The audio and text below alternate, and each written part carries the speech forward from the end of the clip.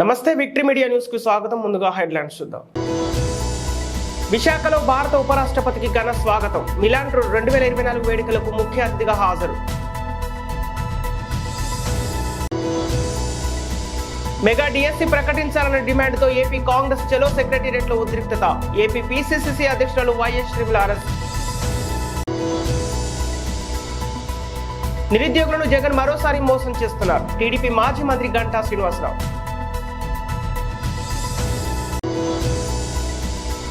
విద్యార్థులు క్రమశిక్షణతో చదివి ఉన్నత శిఖరాలకు ఎదగాలి. మలబార్ కార్యక్రమంలో ఏయువిసి.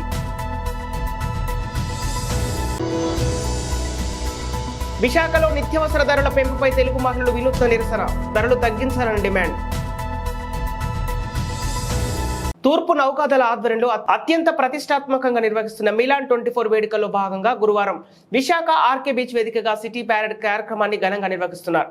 ఈ కార్యక్రమానికి భారత ఉపరాష్ట్రపతితో పాటు AP governor Nazeer, chief of naval staff R Harikumar, తూర్పు నౌకాదళ అధికారి రాజేష్ పెండర్కర్, నేవీ ఉన్నతాధికారులు, ఫ్లాగ్ ఆఫీసర్లు పాల్గొన్నారు. ఈ సందర్భంగానే దేశ విదేశాల నుంచి వచ్చిన అధికారులు అంతా పొరుగు దేశాల మధ్య స్నేహపూర్వక వాతావరణం ప్రతిబింబించే విధంగా చేపట్టిన యుద్ధ విన్యాసాలు తదితర కార్యక్రమాలు అందరినీ ఎంతగానో ఆకట్టుకున్నాయి. ఈ కార్యక్రమాన్ని తిలకించేందుకు నేవీ కుటుంబానికి చెందిన ప్రతినిధులతో పాటు నగర ప్రజలు అధిక సంఖ్యలో తరలివచ్చారు. దీంతో విశాఖ సాగర తీరం జనసంద్రంగా మారింది. మరోవైపు ఎక్కడ ట్రాఫిక్ ఇబ్బందులు లేకుండా పోలీసు అధికారులు అన్ని ఏర్పాట్లు చేపట్టారు. May I now request the Honorable Raksha Mantri to kindly address the gathering. Friends, large-scale international military exercises are a relatively recent phenomenon. It would have been unimaginable in the past, as recent as 50-60 years ago, for navies from over 50 nations to convene in one location for purposes other than conflict. This remarkable progress reflects the evolving nature of humanity, which has made the navies of almost 50 nations to assemble here to understand each other, to learn from each other, and more than that, to cooperate with each other. Friends, while still on a very hopeful note, let me remember Mr. Hans Rosling. I think many of you would be aware of Hans Rosling, a Swedish physician and statistician who was known for his optimistic and data-driven views on global development. Among his various narratives about the mega DSC కోసం AP Congress party చేపట్టిన చలో secretariat విజయవాడలో ఉద్రిక్తతకు దారితీసింది. ఈ నిరసనను అడ్డుకునేందుకు కాంగ్రెస్ నేతలకు party కార్యాలయం ఆంధ్రరత్న భవన్ నుంచి బయటకు రాకుండా పోలీసులు నిర్బంధించారు. పార్టీ ఏపీ చీఫ్ వైఎస్ షర్మిలతో సహా పలువురు సీనియర్ నేతలు లోపలే ఉండిపోయారు. దీంతో పోలీసుల తీరుపై మండిపడ్డ షర్మిల పార్టీ ఆఫీస్ ముందే బైఠాయించారు. ఈ సందర్భంగా అక్కడికి చేరుకున్న కాంగ్రెస్ శ్రేణులకు పోలీసులకు మధ్య స్వల్ప తోపులాట జరిగింది. దీంతో ఆంధ్రరత్న భవన్ వద్ద ఉద్రిక్తత నెలకొంది. పలువురు నేతలను పోలీసులు అరెస్టు చేసి స్టేషన్కు తరలించారు. ఇక రాష్ట్రంలో 25,000 టీచర్ పోస్టులు ఖాళీగా ఉంటే కనీసం 7,000 ఉద్యోగాలు కూడా ఇవ్వలేదంటూ గతంలో చంద్రబాబును జగన్ ప్రశ్నించారని వైఎస్ షర్మిల గుర్తు చేశారు. ఇక రాష్ట్రంలో ప్రస్తుతం అతిపెద్ద సమస్య నిరుద్యోగమేనని అన్నారు. అధికారంలోకి రాగానే 2.3 లక్షల ఉద్యోగాలు ఇస్తామని ఎన్నికల సమయంలో జగన్ హామీ ఇచ్చారని షర్మిల చెప్పారు. ఇక నాడు చంద్రబాబు నాయుడు అడిగిన ప్రశ్న నేడు మీకెందుకు వర్తించదు అంటూ సీఎం జగన్ ను నిలదీశారు. ఏపీ పిఎస్సి ద్వారా భర్తీ చేస్తామని ఇచ్చిన హామీ ఏమైందని, ఎన్ని ఉద్యోగాలు భర్తీ చేశారని ప్రశ్నించారు. జర్నలిస్టులపై దాడి చేస్తున్నారని, రాష్ట్రంలో జర్నలిస్టులపై అధికార పార్టీ కార్యకర్తలు నేతలు దాడులు చేస్తుంటే ప్రభుత్వం ఏం చేస్తుందని వైఎస్ షర్మిల నిలదీశారు. ఈ రోజు యువత గురించి మాట్లాడదాం. రేపు రండి, రేపు అడగండి, రేపు చెప్తాం. కానీ ఈ రోజు 2,30,000 ఉద్యోగాలు ఇస్తామని చెప్పి ఇయ్యలేదు. జాబ్ క్యాలెండర్ ఇస్తామని చెప్పి ఇయ్యలేదు. 23,000 మెగా డిఎస్సీ అని చెప్పి ఈ రోజు దగా డిఎస్సీ 6,000 ఇచ్చారు. అది కూడా 26 రోజులు టైం ఉండగా ఇచ్చారు. పిల్లలు ఎలా ప్రిపేర్ అవ్వాలి? అసలు ఈ ప్రభుత్వానికి మనసే లేదు. రాష్ట్ర ప్రభుత్వం నిరుద్యోగులను మరోసారి మోసం చేసేందుకు దాగా డిఎస్సీ నిర్వహిస్తుందని మాజీ మంత్రి గంటా శ్రీనివాసరావు అన్నారు. ఇక గురువారం తన కార్యాలయంలో ఏర్పాటు చేసిన మీడియా సమావేశంలో ఆయన మాట్లాడుతూ కోర్టుల నుంచి ప్రభుత్వానికి హెచ్చరికలు వస్తున్నా వాటిని ఏమాత్రం పట్టించుకోకుండా సగం పోస్టులను మాత్రమే భర్తీ చేస్తుందన్నారు. వచ్చే ఎన్నికల్లో టీడీపీ జనసేన కూటమి అధికారంలోకి రావడం ఖాయమని, వైసీపీ ఇక ఇంటికే పరిమితం అవుతుందన్నారు. మరోసారి తాను విశాఖ నుంచి గతంలో పోటీ చేసిన నియోజకవర్గం నుంచి పోటీ చేయాలని భావిస్తున్నానని, అయితే టీడీపీ అధిష్టానం మాత్రం చీపురుపల్లి నుంచి పోటీ చేయాలని ఆదేశిస్తుందని, ఈ విషయాన్ని పరిశీలన చేస్తున్నామన్నారు. ఇక్కడ పక్క జగన్మోహన్ రెడ్డి గారి యొక్క దీన్ని గత 3-4 నెలలుగా చూస్తా ఉన్నాం. మొన్న 2019 ఎన్నికల్లో 151 అసెంబ్లీ స్థానాలు, అలాగే 22 ఎంపీ స్థానాలు, రాజ్యసభలో దాదాపు 8 మంది ఎంపీలు, నిన్న గెలిచిన 3 తోటి 11 మంది ఎంపీలు. అంటే ఈరోజు ఆంధ్రప్రదేశ్లో గతంలో ఏ రాజకీయ పార్టీకి లేని విధంగా ఒక తీర్పు ప్రజలు ఇచ్చారు. ఒక ఛాన్స్ అని చెప్పి వచ్చారు. మీరు ఏమో నిజంగా ఏదైనా చేస్తాడేమో, ఈయన మాట తప్పడేమో, మడవ తప్పడేమో, ఒక అవకాశం ఇద్దామనే ఉద్దేశంతో ప్రజలు ఒక చారిత్రాత్మకమైన తిరుగులేని తీర్పు నీకు ఇచ్చారు. మరి అదే జగన్మోహన్ రెడ్డి గారు కరెక్ట్గా 4 సంవత్సరాల 10 నెలలు, అంటే ఇంకొక 2 నెలల ఎలక్షన్ల ధనంగా మొన్న ఢిల్లీకి ఆయన వెళ్ళారు. ఒక ముఖ్యమంత్రిగా ఢిల్లీకి వెళ్తే 22 మంది లోక్సభ ఎంపీలు, 8 మంది రాజ్యసభ ఎంపీలు ఉన్న వైఎస్ఆర్ పార్టీ నుంచి 3 ఎంపీలు జగన్మోహన్ రెడ్డి గురించి కలిశారు. అక్కడ పార్లమెంట్ జరుగుతున్న సమయంలో దట్టు. కానీ పార్లమెంట్ లేదనుకోండి, అట్లీస్ట్ వాళ్ళు కాన్స్టిట్యూషన్లో ఉన్నారు, అందుకని కలవలేదని చెప్పుకోవచ్చు. ఒక పార్టీ వైసీపీ ప్రభుత్వం అధికారంలోకి వచ్చిన తర్వాత నిత్యావసర ధరలు విపరీతంగా పెంచి సామాన్య ప్రజలు తీవ్ర ఇబ్బందులు పడుతున్నారని విశాఖ టీడీపీ మహిళా అధ్యక్షురాలు సర్వసిద్ధి అనంతలక్ష్మి అన్నారు. ఇక గురువారం విశాఖ టీడీపీ కార్యాలయంలో నిన్నెందుకు నమ్మాలి జగన్ పేరిట ప్రత్యేక నిరసన కార్యక్రమం చేపట్టారు. ఈ సందర్భంగా ఆమె మాట్లాడుతూ, నువ్వే మా నమ్మకం అంటూ ప్రజలు మభ్యపెడుతున్న వైసీపీ ప్రభుత్వానికి సామాన్య ప్రజలు కనిపించడం లేదన్నారు. కనీసం నిత్యావసర ధరల విషయంలో ప్రభుత్వం నిర్లక్ష్యంగా వ్యవహరించడం తగదన్నారు. ఇక ఈ సందర్భంగా నిత్యావసర వస్తువులతో వినూత్న నిరసన చేపట్టారు.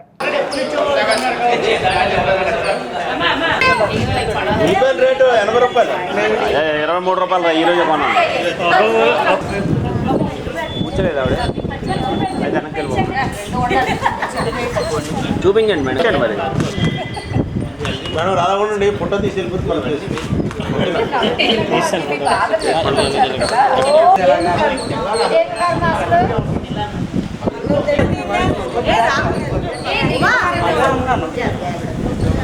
నమ్మాలి జగనన్నను దేనికి నమ్మాలి, దేనికి నమ్మాలి చెప్తున్నావు, దేనికి చెప్తున్నావు జగన్ దేనికి నమ్మాలి, దేనికి నమ్మాలి ప్రజలు అప్పులు పాలే, రాష్ట్రము అప్పులు పాలే, ప్రజలు అప్పులు పాలే. జగన్ ఈరోజు రాష్ట్రంలో రోజు రోజుకి నువ్వే మా నమ్మకం అనే స్లోగను పెట్టి ఈరోజు జగన్మోహన్ రెడ్డి గారి ఇంటింటికి స్టిక్కర్లు అంటించేసి, కార్ల మీద స్టిక్కర్లు అంటించుకోవడం జీవితం కాదు, పేదవాడి బ్రతుకులు నాశనం చేసే విధంగా ఈరోజు రాష్ట్రంలో అతలాకుతలం అయిపోయి రాష్ట్రాన్ని అప్పుల పాలు చేసి కుటుంబాల్ని అప్పుల పాలు చేసినటువంటి ఏపీలో మద్యం, గంజాయి, డ్రగ్స్ నివారణ విషయంలో వైసీపీ ప్రభుత్వం ఘోరంగా విఫలమైందని ప్రగతిశీల మహిళా సంఘం విశాఖ జిల్లా కమిటీ అధ్యక్షురాలు పి లక్ష్మి అన్నారు. విశాఖ పౌర గ్రంథాలయంలో గురువారం మహిళలపై హింసను పెంచుతూ సామాజిక సమస్యగా మారిన మద్యం, గంజాయి తదితర అంశాలపై వ్యతిరేక సదస్సు నిర్వహించారు. ఈ సందర్భంగా ఆమె మాట్లాడుతూ, ఎన్ని చట్టాలు అమల్లో ఉన్నా యథేచ్ఛగా గంజాయి, డ్రగ్స్ నివారణ చేపట్టాలని కోరారు. గ్రామ స్థాయి నుంచి ప్రజలు చైతన్యం కల్పించాలని కోరారు. ఈ కార్యక్రమంలో ప్రగతిశీల మహిళా సంఘం ప్రతినిధులు పాల్గొన్నారు. అయ్యో అని మన కాలంలో నీళ్ళు వస్తాయి, అలాంటిది చంపే పరిస్థితి కల్పించడం. ఎందుకంటే ఈ సందర్భంగా మీడియాలో ఇలాంటి అసంఘటిత బానిసలు అయిపోయి ప్రభుత్వం బానిసలు చేసుకుంది, వాళ్ళకి బానిసలు అయిపోయి తల్లులో భార్యలు ఈరోజు జైల్లో మగ్గిపోతున్నారు. ఎందుకంటే డ్రగ్ జైలుకి వెళ్ళే పరిస్థితి కూడా ఈరోజు ప్రభుత్వాలు కల్పించండి. ఎంత చెప్పుకోవడం. ప్రగతిశీల మహిళ 1959లో నేను ఒక అమావాస్య చంద్రుడు ఉవ్వెత్తున పడి లేస్తున్నా అలజడిని కాస్త దాచేసి నిర్మలంగా కనిపిస్తున్న సముద్రంలా సువిశాలంగా మొత్తం సందు చందున చోటు చేసుకుంటుంది ఈనాడు. యువత పబ్బులు లైసెన్స్ తాను కట్టుకొని చొక్కల ఎక్కడ ఉంటాయి, కనిపించని అవసరం ఎలా ఉంటాయి.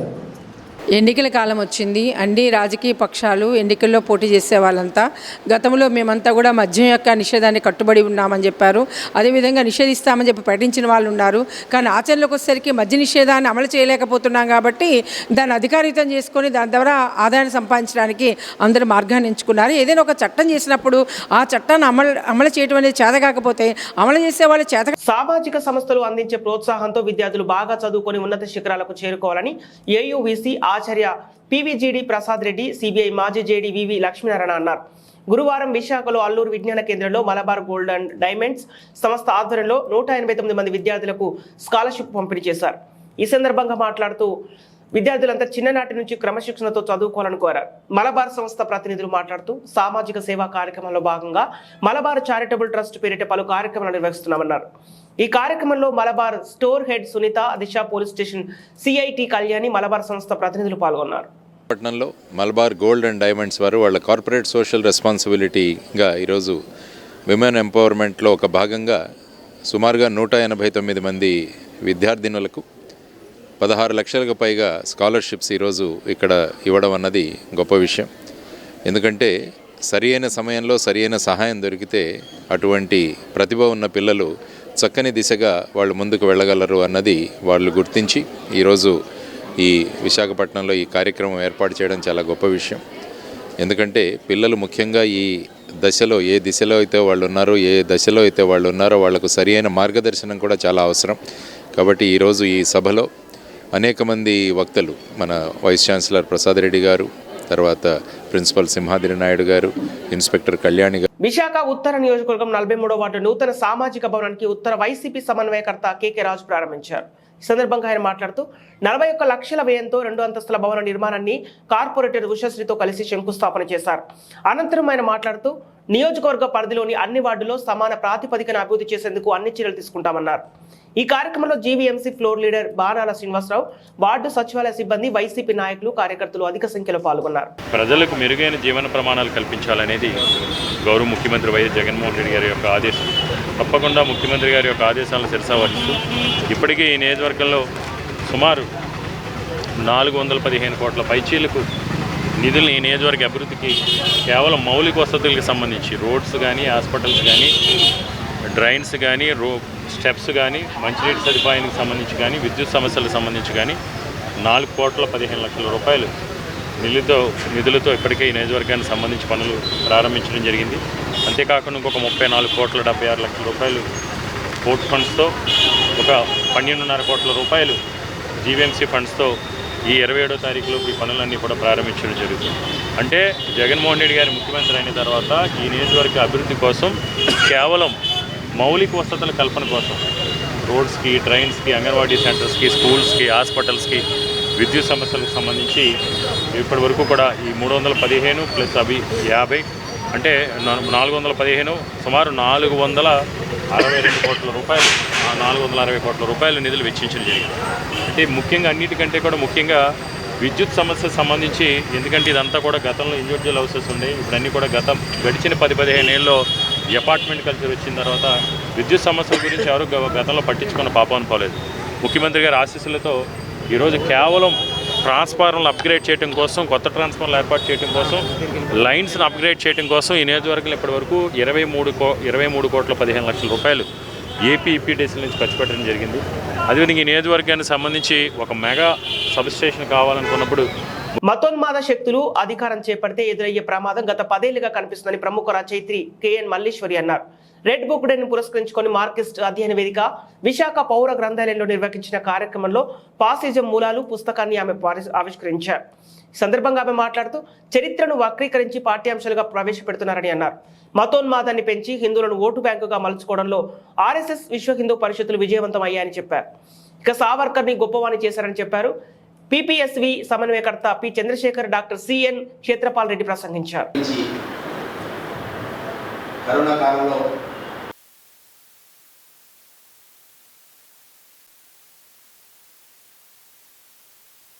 దానికి వ్యతిరేకంగా అక్కడిలో కార్యవర్గ చైతన్యం ఉన్నత స్థాయిలో ఉన్నప్పటికీ కూడా కార్మించడానికి ఇబ్బంది అనేది ఆ కారణంగా అది వెనక పరిస్తున్న ఉదాహరణగా మన ముందు నిలబడి దేశంలో అలాంటి పాత్ర పోషించడంలో ఎంత విచ్చరుడిగా, ఎంత సహాయ కార్మిక, కర్షక బంధుగా అడ్జస్ట్ ఎలాగైనప్పుడే మనకి భవిష్యత్తు ఉంటుంది, మనలో ఉంటుంది అనేటువంటి విషయాన్ని 30 అసెంబ్లీ సీట్లు 5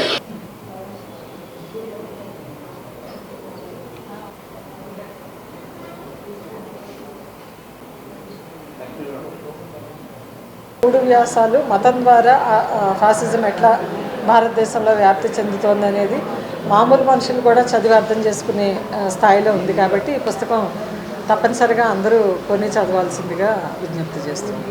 వెంకటేశ్వర్లు ఈరోజు రెడ్ బుక్ డే. ప్రపంచవ్యాప్తంగా కార్మిక వర్గానికి మొత్తం ప్రజానికానికి విముక్తి మార్గాన్ని ప్రతిపాదించినటువంటి కమ్యూనిస్ట్ మేనిఫెస్టో ప్రారంభించిన రోజు ప్రపంచ పీడిత ప్రజలందరికీ ఆశాదీపంగా ప్రపంచ పీడిత ప్రజలపై సాగుతున్నటువంటి దౌర్జన్యాన్ని, దమనకాండని, హింసని, దోపిడీని రద్దు చేసి నూతన సమాజాన్ని ఆవిష్కరించుకోవడం కోసం ఈ కమ్యూనిస్ట్ ప్రణాళిక ఉనికిలోకి వచ్చింది. దాన్ని ఆధారంగా చేసుకొని రెడ్ బుక్ డే అనేది ప్రకటించడం జరిగింది. అలాంటి రెడ్ బుక్ డే రోజు ఈరోజు ఇక్కడ ఫాసిజం మూలాల మీద ఒక చర్చా వేదిక జరుగుతుంది. ఈ సందర్భంగా కార్మిక వర్గం తాను నిర్వహించాల్సినటువంటి పురోగామి పాత్రని తనకు తానుగా చైతన్యవంతమై సీఎం జగన్ పెద్ద దొంగ అని రాష్ట్ర టీడీపీ ప్రధాన కార్యదర్శి మహమ్మద్ నజీర్ అన్నారు. గురువారం జిల్లా తెలుగుదేశం పార్టీ కార్యాలయంలో జరిగిన విలేకరుల సమావేశంలో మాట్లాడుతూ ముస్లింల ద్రోహి సీఎం జగన్మోహన్ రెడ్డి అని బటన్ నొక్కడంలో సీఎం జగన్ మాస్టర్ డిగ్రీ తీసుకున్నారని అన్నారు. బటన్ నొక్కుతూ జగన్ ప్రజలను మోసం చేస్తున్నారని చెప్పారు. చంద్రబాబు కంటే షాదీ తోఫేనే మేము ఎక్కువ ఇచ్చామని జగన్ అబద్ధాలు చెప్తున్నారని, చంద్రబాబు కళ్యాణమస్తు షాదీ తోఫాతో కింద 98,000 కుటుంబాలకు 307 కోట్ల రూపాయలు ఇచ్చామన్నారు. చంద్రబాబు పెళ్లి రోజు 50,000 రూపాయలు అందించారని, సీఎం జగన్ కళ్యాణమస్తు షాదీ తోఫాలకు అనేక నిబంధనలు పెట్టారు. ఇక ముస్లింలకు సామాజికంగా ఆర్థికంగా ఆదుకున్నది చంద్రబాబు, టీడీపీ ప్రభుత్వమేనని తెలిపారు. ఈ బటన్ నొక్కే కార్యక్రమంలో మాస్టర్ డిగ్రీ తీసుకున్నాడు జగన్మోహన్ రెడ్డి. కేవలం బటన్ నొక్కుతూ రాష్ట్ర ప్రజల్ని మోసం చేస్తున్నాడు. అసలు ఆ కార్యక్రమం ఏంటి, ఆ కార్యక్రమం సారాంశం ఏంటి, అసలు ఎంతమంది లబ్ధిదారులు అనేది, జనాలకి ఎంతమంది డబ్బులు చేరుతున్నాయి కూడా తెలీదు. అదే కోవలో 3 రోజుల క్రితం కళ్యాణమస్తు షాదీ తోఫా, ఇది చాలా దారుణం అండి. కళ్యాణమస్తు మోసం మస్తు, షాదీ తోఫా మస్తు ధోకా. ఈ మాటలు మేము కేవలం మాటపరంగా చెప్పట్లేదండి. ఈ కళ్యాణమస్తు షాదీ తోఫా అనేది బడుగు బలహీన వర్గాలు, ముఖ్యంగా హిందూ సోదరులు మతంలో బీసీలు కానీ, ఎస్సీలు కానీ, ఎస్టీలు కానీ, అలాగే ముస్లిమ్స్లో మైనార్టీస్ కానీ అన్ని వర్గాలకి పెళ్ళి ఒక భారం కాకూడదు. ఒక సామాన్య కుటుంబంకి ఒక ఆడపిల్ల పెళ్లి చేయాలంటే చాలా ఇబ్బందులు జరుగుతున్నాయి. ఆ ఇబ్బందిని ప్రభుత్వం పరంగా తగ్గించాలని కిరణ్ కుమార్ రెడ్డి ఉన్నప్పుడు ముస్లింలకి షాదీ కానుక కింద 10,000 ఇచ్చేవాళ్ళు. దాన్ని నారా చంద్రబాబు నాయుడు గారు 2014 రాష్ట్రం విడిపోయిన తర్వాత ముస్లిమ్స్కి పేదరికం ఎక్కువ, ముస్లిమ్స్ కుటుంబాల్లో ఆడపిల్లలకి పెళ్లిళ్ళు చేయాలంటే చాలా ఇబ్బంది పడుతున్నారనే ఆ స్కీమ్ని ప్రోత్సహించి 10,000ని 50,000 చేసి టీడీపీ అధినేత చంద్రబాబు నారా లోకేష్ పై మంత్రి అమర్నాథ్ చేసిన వ్యాఖ్యలను ఖండిస్తూ విశాఖలో టీఎన్ఎస్ఎఫ్ రాష్ట్ర అధ్యక్షులు ప్రణవ్ గోపాల్ ఆధ్వర్యంలో గురువారం 7 హిల్స్ సర్కిల్లో అమర్నాథ్ చిత్రపటానికి కోడిగుడ్లతో కొట్టి విరుద్ధంగా నిరసన చేపట్టారు. ఈ సందర్భంగా మంత్రి అమర్నాథ్ కు వ్యతిరేకంగా టీఎన్ఎస్ఎఫ్ ప్రతినిధులు నినాదాలు చేశారు. అనంతరం టీఎన్ఎస్ఎఫ్ రాష్ట్ర అధ్యక్షులు ప్రణవ్ గోపాల్ మాట్లాడుతూ మా నాయకులు చంద్రబాబు లోకేష్లపై మంత్రి అమర్నాథ్ చేసిన వ్యాఖ్యలను ఖండిస్తున్నాం. మంత్రి అమర్నాథ్ ఒక బ్రోకర్ గా అభివర్ణించారు. పరిశ్రమల శాఖ మంత్రిగా అమర్నాథ్ ఎన్ని పరిశ్రమలు తీసుకొచ్చారో చెప్పాలని, తీసుకొచ్చిన పరిశ్రమల వద్ద నించొని సెల్ఫీ తీసుకొని పెట్టగలరని ఎద్దేవా చేశారు. ఇది ట్రైలర్ మాత్రమే. మా నాయకులపై మంత్రి అమర్నాథ్ ఇకపై వ్యాఖ్యలు చేస్తే తీవ్ర పరిణామాలుంటాయని హెచ్చరిస్తున్నారు. జాతీయ అధ్యక్షులు గౌరవనీయులు శ్రీ నారా చంద్రబాబు నాయుడు గారు, జాతీయ ప్రధాన కార్యదర్శి నారా లోకేష్ గారిపై ఏదైతే గుడివాడ అమర్నాథ్ గారు ఏదైతే మాటలు మాట్లాడారో దాన్ని టీఎన్ఎస్ఎఫ్ తీవ్రంగా ఖండిస్తుంది. నీకు తెలుగుదేశం పార్టీ రాజకీయ భిక్ష పెట్టింది. నువ్వు రాజకీయ వనమాలు నేర్చుకుంది తెలుగుదేశం పార్టీలో. అలాంటి తెలుగుదేశం పార్టీ అధినాయకుడిపై ఇష్టానుసారంగా మాట్లాడితే కనుక ఇది ట్రైలర్ మాట్లాడటమే. 2024లో నీ గుడ్డు పగులుద్దని కూడా ఇందు మూలంగా తెలియజేస్తున్నాం. నువ్వు ఐటీ శాఖ మంత్రిగా ఉండి ఎన్ని పెట్టుబడులు తీసుకొచ్చావు? ఈ 5 సంవత్సరాల్లో ఎన్ని పెట్టుబడులు తీసుకొచ్చావు ఐటీ శాఖ మంత్రిగా ఉండి? ఏదైతే ఈ సర్క్యూట్ హౌస్లో అనేకసార్లు ప్రెస్ మీట్లు పెట్టి హెచ్సిఎల్ కానివ్వండి, ఐబిఎన్, అదేవిధంగా ఇన్ఫోసిస్ అనేక పెట్టుబడులు తీసుకొచ్చని అనేకసార్లు పెట్టావు. నువ్వు 24 గంటల్లోగా ఏదైతే నువ్వు పెట్టుబడులు తీసుకొచ్చావో నీ యొక్క కంపెనీల దగ్గరికి వెళ్ళి నువ్వు సెల్ఫీ తీసుకొని నువ్వు పెట్టగలవని అంటున్నా. నువ్వు లోకేష్ గారి మీద ఇష్టానుసారంగా మాట్లాడితే కనుక ఊరికే పరిస్థితి లేదు. ఈరోజు ప్యాకెట్లో జోకర్ ఏ విధంగా ఉంటుందో ఈరోజు వైఎస్ఆర్సీపీ పార్టీలో నువ్వు ఒక పెద్ద బ్రోకర్వి. ఇప్పటికైనా గుడివాడ అమర్నాథ్ ఇష్టానుసారంగా మాట్లాడక ఉత్తరాంధ్ర ప్రాంతమే కాదు ఆంధ్రప్రదేశ్ ప్రాంతంలో ఎక్కడా కూడా తిరగలేమనుకుని ఇది మూలంగా తెలియజేసుకుంటూ సెలవు తీసుకుంటున్నా. గోపాలపట్నం పద్మనాభ నగర్లో ఈ నెల 25న శ్రీకృష్ణదేవరాయ వంగవీటి మోహనరంగ విగ్రహాల ఆవిష్కరణ కార్యక్రమం నిర్వహిస్తున్నట్టు శ్రీకృష్ణదేవరాయ కాపు తెలగ బలిజ సంక్షేమ సంఘ అధ్యక్షులు గండ్రెడ్డి సత్యనారాయణ, ప్రధాన కార్యదర్శి కంపర సత్యబాబులు తెలిపారు. పశ్చిమ నియోజకవర్గం 92వ వార్డు పద్మనాభనగర్లో నూతనంగా నిర్మిస్తున్న కాపు కళ్యాణ మండపానికి సుమారు 2 కోట్ల రూపాయల నిధులు రాష్ట్ర ముఖ్యమంత్రి జగన్మోహన్ రెడ్డితో మంజూరు చేయించి కాపుల అభివృద్ధికి ఎంతో సహకరిస్తున్న ఆడారి ఆనంద్ కుమార్కి అభినందన తెలుపుతున్నామన్నారు. ఈ సందర్భంగా ఆయనకు ప్రత్యేక అభినందన సభ ఏర్పాటు చేస్తున్నామన్నారు. సంఘం గౌరవ సలహాదారు గంట్ల శ్రీనిబాబు మాట్లాడుతూ అధిక సంఖ్యలో ఉన్న కాపుల కోసం ఇప్పటికే కమ్యూనిటీ హాల్ నిర్మించామన్నారు. ఎన్ఏడి కొత్త రోడ్లో డాక్ యార్డ్ కేబిటి కళాశాల క్షేత్రంలో తన సొంత నిధులతో ఒక అంతస్తు ఏర్పాటు చేశామని గుర్తు చేశారు. ఈ భవనం గోపాలపట్నంలో 2 కోట్లతో కళ్యాణ మండపం నిర్మాణం జరుగుతుందన్నారు.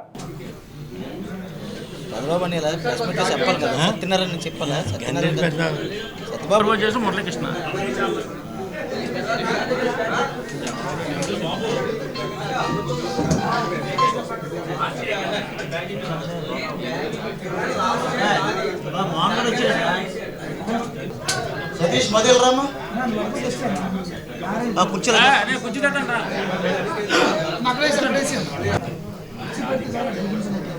సోదరులందరికీ కూడా నమస్కారం. ఈరోజు మనం 2 కోట్ల రూపాయలతో మొట్టమొదటి కళ్యాణ మండపాన్ని మేమైతే అనుకుంటున్నాము. ఎందుకంటే ఎన్ఆర్లో 5 కోట్ల రూపాయలు గవర్నమెంట్ శాంక్షన్ చేసింది. ఆ కళ్యాణ మండపం ప్రారంభంలో ఉంది. కానీ దానికంటే ఈ పశ్చిమ నియోజకవర్గంలో ఉన్నటువంటి పద్మనాభంలో ఉన్నటువంటి కళ్యాణ మండపానికి నిధులు ఉన్నాయి కనుక రెండింటికి కూడా రాష్ట్ర ప్రభుత్వం వైఎస్ఆర్ రాష్ట్రంలో అత్యధిక జనాభా ఉన్న కాపులకు సంబంధించి సంక్షేమ భవనాలు నిర్మించుకోవాలని భావించి గత కొన్నేళ్ళుగా మేము అనేక ప్రయత్నాలు చేస్తున్నాం. అందులో భాగంగానే ఇప్పటికే డాక్యార్డ్ కేటీబీ అసోసియేషన్ ప్రత్యేకంగా సొంతంగా ప్రభుత్వ సాయం లేకుండా ఒక భవనాన్ని నిర్మించుకోవడం జరిగింది. అందులో నా వంతుగా సుమారు ఒక 40 లక్షల రూపాయలు ఖర్చు చేసి ప్రత్యేకంగా ఒక ఫ్లోర్ అంతా కూడా నేను నిర్మించి ఇవ్వడం జరిగింది. పశ్చిమ నియోజకవర్గం 89వ వార్డు కొత్తపాలెంలో జగనన్న ఆరోగ్య సురక్ష కార్యక్రమం జరిగింది. కార్యక్రమానికి ముఖ్య అతిథులుగా వార్డు అధ్యక్షులు ఐతం శెట్టి గోపి, పిఎస్సిఎస్ చైర్మన్ ఆళ్ల పైడిరాజు హాజరయ్యారు. ఈ సందర్భంగా మాట్లాడుతూ దేశంలో ఏ ముఖ్యమంత్రి చేపట్టని అనేక సంక్షేమ పథకాలు ఆంధ్ర రాష్ట్రంలో అమలవుతున్నాయని గుర్తు చేశారు. రాష్ట్ర ప్రజలు ఎటువంటి అనారోగ్యాలకు గురికాకుండా చూడాలని ఉద్దేశంతోనే ఆరోగ్య సురక్ష కార్యక్రమాన్ని ఏర్పాటు చేశారని కొనియాడారు. కొత్తపాలెంలోని 4 సచివాలయాల్లో ఆరోగ్య సురక్ష కార్యక్రమం పూర్తయిందని వెల్లడించారు. జగనన్న ఆరోగ్య సురక్ష కార్యక్రమంలో సుమారు 400 మంది పాల్గొన్నారని గుర్తు చేశారు.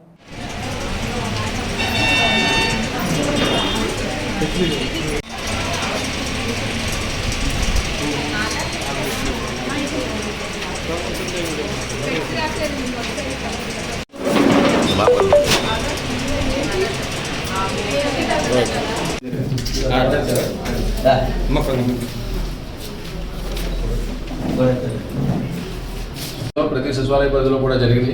అలాగే సెకండ్ ఫేజ్లో ఇది మళ్ళీ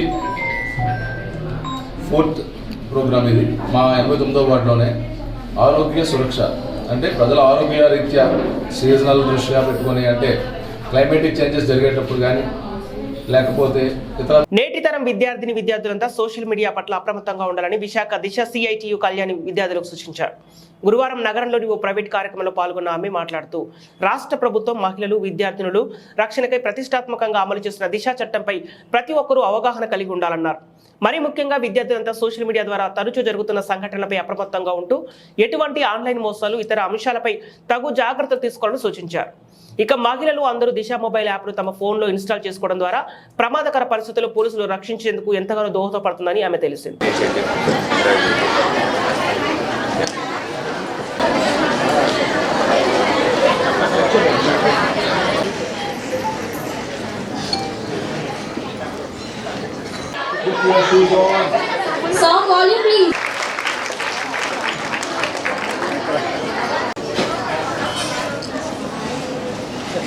దయచేసి పేరెంట్స్కి నా పర్సనల్ రిక్వెస్ట్ అండి, నేను నిజంగా మీకు నా చేతులెత్తి మీకు దండం పెట్టి రిక్వెస్ట్ చేస్తున్నాను.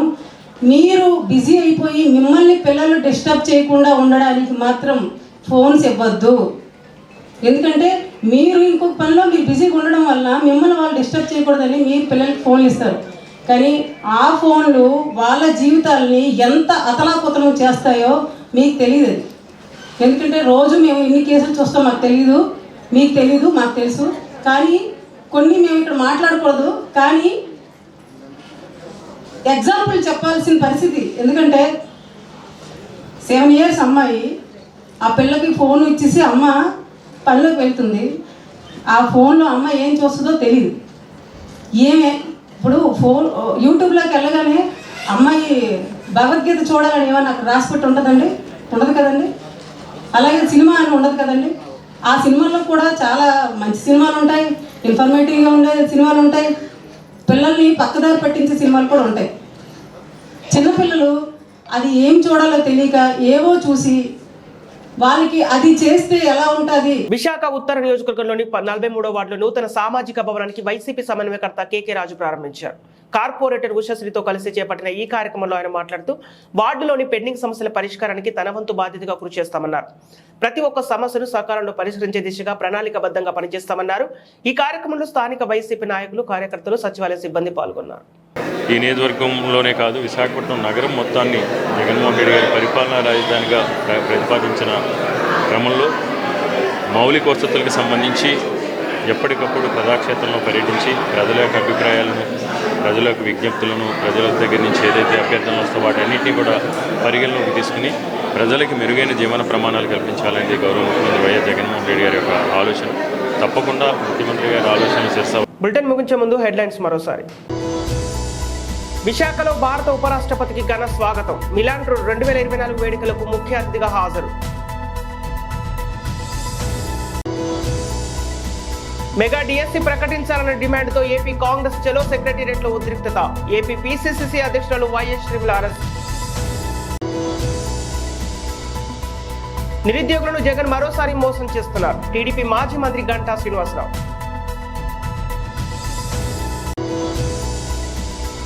విద్యార్థులు క్రమశిక్షణతో చదివి ఉన్నత శిఖరాలకు ఎదగాలి.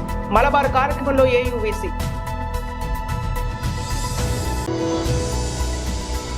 విశాఖలో నిత్యావసర ధరల పెంపుపై తెలుగు మహిళలు వినూత్న నిరసన.